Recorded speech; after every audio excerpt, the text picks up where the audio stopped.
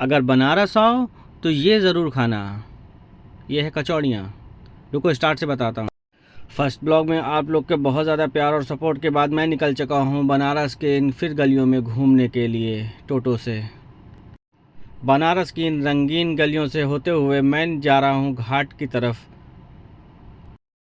और घाट के इन रंगीन सीढ़ियों से छोटे छोटे कदमों से घाट की तरफ आगे बढ़ते हुए ये बच्चियाँ, फिर खूबसूरत सीढ़ियों से उतरने के बाद बच्चियाँ इस घाट के तट पर माँ गंगा के तट पर काली माँ का ड्रामा करते हुए रिदा, घर पर इसे हम लोग ड्रामा क्वीन कहते हैं। और माँ गंगा के तट पर आओ डुबकी न लगाओ, ऐसा एक चाचा ने मेरे बोला अपनी बनारस की लैंग्वेज में। का हो भैया, डुबकी तो लगा ही ला, आवल हवा। फिर क्या, मैंने भी मारा एक जंप और लगाई एक डुबकी। स्नान करने के बाद जैसे ही हम बाहर निकलते हैं तो ये मेरी दोनों बच्चियों को पता नहीं क्या हो जाता है, महाभारत शुरू कर देती हैं। महाभारत ख़त्म कराने के पश्चात हम बच्चियों को घाट के किनारे ले जाने का इनसे वादा कर रखा था, और किनारे ले जाके इनको आरती कराते। फिर उसके बाद हम लोग हाथ जोड़ को गंगा जी को नमस्कार करते। हमारी बच्चियां भी नमस्कार करती। नमस्कार करने के बाद जैसे ही आगे बढ़ते हम लोग, उसके बाद बाबा जी की गरम गरम कचौड़ियाँ दिख जाती। भाइयों आप लोग ज़रूर आइएगा और यहाँ की कचौड़ियाँ ज़रूर खाइएगा। पंडित जी की कचौड़ी जो फेमस कचौड़ी है, जलेबी भी इनकी बहुत अच्छी थी। हम लोगों ने फिर उसके बाद चाय का आनंद लिया, और चाय का आनंद लेने के बाद आगे बढ़ते हैं बोट की ओर।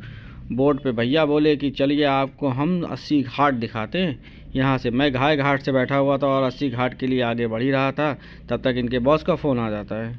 बॉस इनके ऊपर गुस्सा कर रहे होते क्योंकि ये जॉब छोड़ के आई होती हैं। तब तक ये मेरी दादी माँ पोतियों की दादी के साथ अलग ही पार्टी चल रही होती है।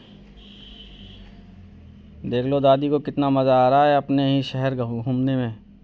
तब तक ये हीरोइन बन के घूम रही थी और चश्मा लेके आई हुई थी। मेरे से रात छुपा के रखा, मैं चश्मा लेके ना गया। चलो मैंने कहा ऐसे ही आनंद लेते हैं। सब लोगों ने फिर फ़ोटो ली। उसके बाद आगे ही बढ़ते हैं कि मणिकर्णिका घाट पर 24 घंटे पार्थिव शरीर जलता रहता है। इसी वजह से बनारस को मोक्ष की नगरी से भी जाना जाता है। फिर हम लोग आगे बढ़ते हैं दशाश्वमेध घाट, जहाँ पर शाम के आरती की तैयारी चल रही होती है। सभी लोग जो है आरती का वेट कर रहे होते हैं। तब तक हम लोग चाय की टपरी दिख जाती है और जीरा के साथ नींबू की चाय पीते हैं, आनंद लेते हैं चाय का। फिर उसके बाद छोटे छोटे कदमों से रंगीन सीढ़ियों द्वारा मेरी छोटी छोटी बच्चियाँ घाट से मार्केट की ओर बढ़ते हुए, गलियों से निकलते हुए हम लोग आगे मार्केट की ओर जा रहे हैं, जहाँ पे आप देख सकते हैं कि इतना सुंदर नज़ारा था। ये गहनों से लदे हुए दुकानें बहुत ही खूबसूरत लग रही थी, और ये मार्केट जहाँ पे इतनी भीड़ थी कि आना जाना ही मुश्किल हो रहा था। आप साथ में सामने से देख सकते हो। बहुत जगह है, नई जगह है, ऐसा बोलते हुए मैं ब्लॉग को समापन करता हूँ, क्योंकि यहाँ से